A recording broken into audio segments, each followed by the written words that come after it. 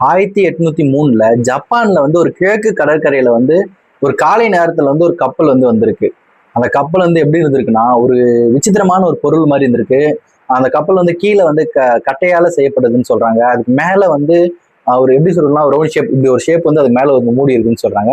அந்த மூடி வந்து எப்படி இருக்குன்னா கண்ணாடியை போல செஞ்சிருக்குன்னு சொல்றாங்க. அப்படி இல்லைன்னா வந்து பளபளப்பான ஏதோ ஒரு பொருள் வந்து செஞ்சிருக்குன்னு சொல்றாங்க. அந்த கப்பலுக்குள்ள வந்து ஒரு பொண்ணு இருந்திருக்கு. அந்த கப்பல் வெளியே வந்து ஒரு மர்ம எழுத்தால எழுதப்பட்ட குறிப்புகள் இருந்திருக்குன்னு சொல்றாங்க. அந்த பொண்ணை பார்த்த மீனவர்கள் என்ன பண்ணிருக்காங்கன்னா, ஒரு பயம் வந்திருக்கல, ஒரு கப்பலுக்குள்ள ஒரு பொண்ணு இருக்கு அப்படின்னு நினைச்சு நமக்கு எப்படி இருக்கும், ஒரு பயம் இருக்குல்ல. அந்த பயந்து என்ன பண்ணிருக்காங்கன்னா, அந்த பொண்ணுகிட்ட பேசி பார்த்திருக்காங்க. அந்த பொண்ணுக்கு வந்து அவங்க பேசுற மொழி எதுவுமே புரியல. இந்த பொண்ணு பேசுற மொழி வந்து அந்த மக்களுக்கு யாருக்குமே புரியல. அப்புறம் அந்த பொண்ணு கையில வந்து ஒரு மர்ம பெட்டி ஒண்ணு இருந்திருக்கு. அந்த பெட்டி வந்து எப்படி இருந்திருக்குன்னா, ஒரு பாக்ஸ், அந்த ஒரு பாக்ஸ் எப்படி இருக்கும் அந்த மாதிரி இருந்திருக்கு. அந்த பெட்டி அந்த பொண்ணு கட்டிமா அது இறுக்கமா வந்து பிடிச்சிருந்திருக்கா. அந்த பெட்டியை புடுங்க பார்த்தா, அந்த பெட்டியை வாங்க பார்த்தா அந்த பொண்ணு வந்து பயங்கரமா பயந்துருக்கா, கத்தி இருக்கா, ஓடி இருக்கா. அதனால அந்த பெட்டியை வந்து யாருமே வந்து புடுங்கல அப்படின்னு வந்து சில பேர் சொல்லப்படுறாங்க.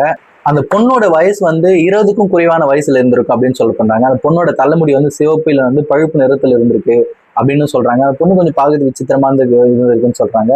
அது இல்லாம அந்த பொண்ணு போட்டிருக்க துணி வந்து வந்து ஜப்பான் மக்கள் போட்டிருக்க துணியை விட வந்து அந்த பொண்ணோட துணி வந்து விசித்திரமாக இருந்திருக்கு அப்படின்னு சொல்ல வராங்க. இந்த கதையை பத்தி ஒரு 3 புக்ல எழுதிருக்காங்க. ஆனா அந்த 3 புக்லயும் வந்து கொஞ்சம் கொஞ்சம் வித்தியாசமா எழுதிருக்காங்க. ஆனா வந்து ஒரு விஷயத்த மட்டும் மாத்தல.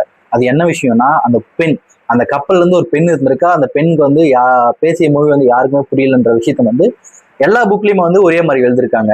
அந்த பெட்டிக்குள்ள அப்படி என்னதான் இருந்துச்சு, அந்த பெட்டிக்குள்ள என்னதான் இருக்குது அப்படின்னு கேட்டீங்கன்னா, அந்த பொண்ணோட கணவன் இல்ல அந்த பொண்ணோட காதலனோட தலை இருந்திருக்கு அப்படின்னு சொல்றாங்க. ஒரு சிலர் என்ன சொல்றாங்கன்னா, அந்த பொண்ணு வந்து அரசு குடும்பத்தை சார்ந்த பெண். அந்த பெண்ணோட பெட்டியில வந்து அரசு சார்ந்த குடும்பத்தை சார்ந்த ஆவணங்கள் இருந்திருக்கலாம், குறிப்புகள் இருந்திருக்கலாம். அதனால அந்த பெண் வந்து கொடுக்காம இருந்திருக்கா அப்படின்னு சொல்றாங்க. ஒரு சிலர் என்ன சொல்றாங்கன்னா, அந்த பெண் வந்து வேற்று கிரக வாசிலிருந்து வந்த பெண்ணா இருக்கும். அதுக்குள்ள வந்து எதனா அமானுஷ்ய சக்தி இருந்திருக்கும். அதனால பெண் வந்து கொடுக்கல அப்படின்னு சொல்றாங்க.